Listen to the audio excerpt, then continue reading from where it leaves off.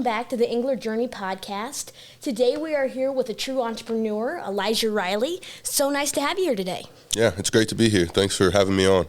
Yeah, so could you introduce yourself to everybody? Kind of what's your business here in Engler?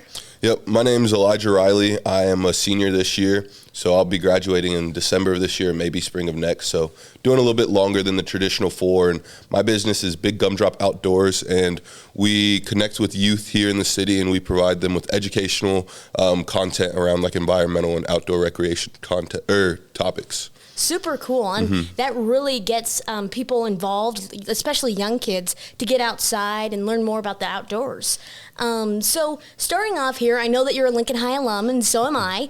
Lincoln High, it was a really cool experience for me because you see all diverse types of backgrounds, and you're exposed to that in high school, which prepares you for college. And the 4 links of tradition, diversity, excellence, and unity, how did those links help you coming into college or help you in the Engler program? I would say those links really set me up well for just living a rounded life.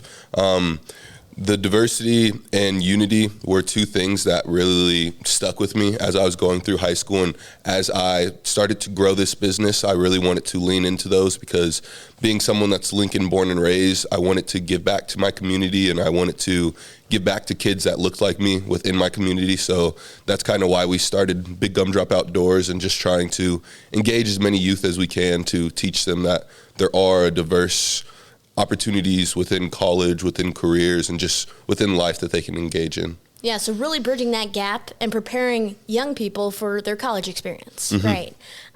So what was your very first experience in the Engler program, getting back to Engler? How did that impact you?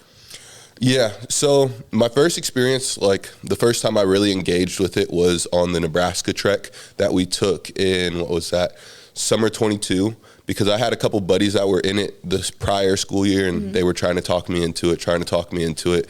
And then finally, once I came and talked with Dave and Tom for the first time, I was hooked. And there was really nothing else left in that school year or coming for that summertime. So first time I really got a chance to engage with people in the community or learn what Engler really had to stand for was on the Engler trek, and we drove all across Nebraska. We toured different businesses that were Engler alum, as well as just businesses at large within the Nebraska community, and learned how they're working, what problems they've came across. And it was really cool to get insight from a variety of different business owners as far as how they got started and how they are where they are today. Yeah, so do you remember a business that you really enjoyed on that trek? There was one that created foot insoles, and they also created prosthetics for different animals and stuff. And the story that entrepreneur had really stuck with me because I had asked him a question about what was one of his biggest hardships that he's came across and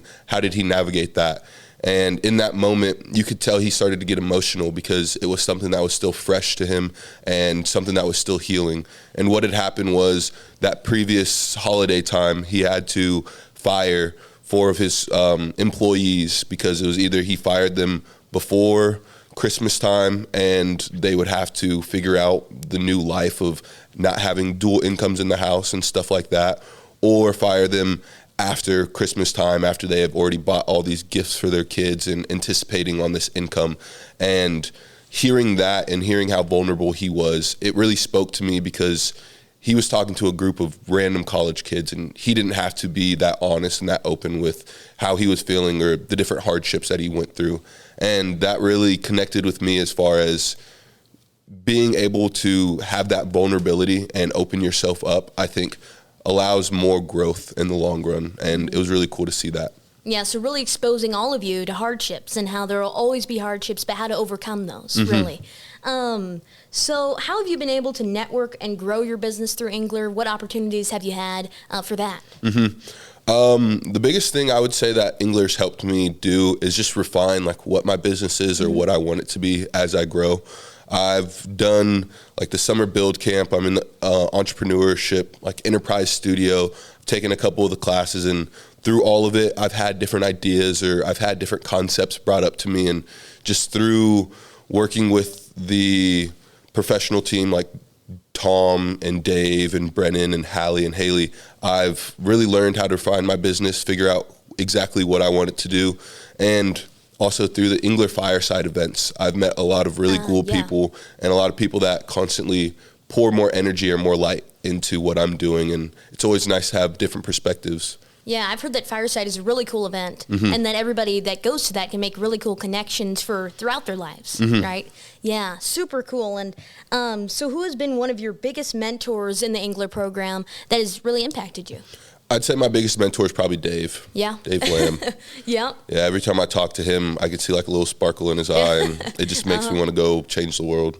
Yeah, for sure. I know a lot of people think that Dave is one of their biggest mentors, and it's definitely for a reason, So another question I wanted to ask you was, what would you tell people that really want to start a business but may not know where to start? Figure it out. Yeah. Whatever you think you want to do, or the easiest path to get started, do it. If there's no easy path, look up a YouTube video or a TikTok video, because you're always going to have excuses as why you shouldn't do it now or why it's better to start later. But if you start doing your homework now, your research now, and trying to put together your prototype, then when it actually comes time to do it, it's going to be so much easier. Yeah, because then you won't regret missing that opportunity of starting right away. Yeah, for sure. So what would be one word you would use to describe your business? Connectedness. Yes. And that's not only like, I'd say the biggest reason for connectedness is just with nature, with outdoors.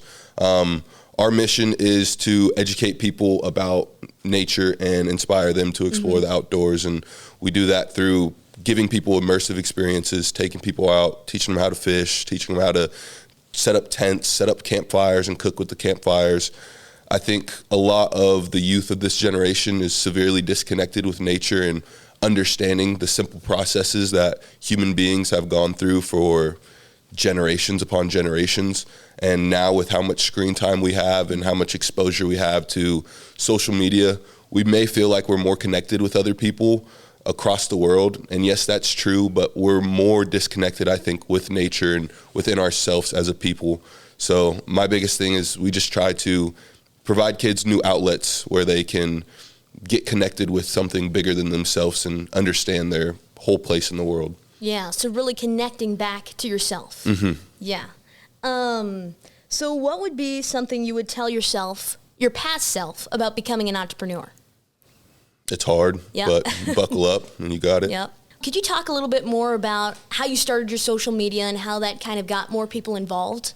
Yeah, so Big Gumdrop Outdoors started off as just a social media platform. We would post educational videos and like static posts about what we were doing, where we were at, and more of the storytelling aspect. And I felt like I was getting somewhat of good engagement, but we really weren't impacting the community or the target audience that I wanted. So that's when we took the pivot and started doing more hands-on, in-classroom educational experiences. And ever since that, we've seen a lot more kids that are actually like passionate about it. We've seen kids actually lean into it and learn of things that they wouldn't have, as well as there's a lot more support from just community at large for what we're doing. And now the social media is kind of pivoted more towards just highlighting the different things that we're doing. And anytime I'm doing something outdoors or education based, I'm posting on there so people know we're constantly engaging in this type of work. Yeah. So really allowing younger people who are on social media to see what your business is doing and get involved. So another thing I was going to ask, how's the community here in Engler helped you grow your business?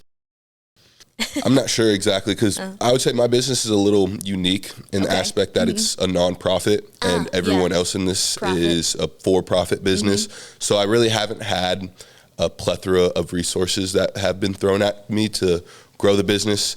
But I know like everyone brings in a new perspective as far as how their community was back home or the different types of programs that they had where they're from. So pulling from that information and understanding what already exists so I can create something that's unique, I think has helped me a lot.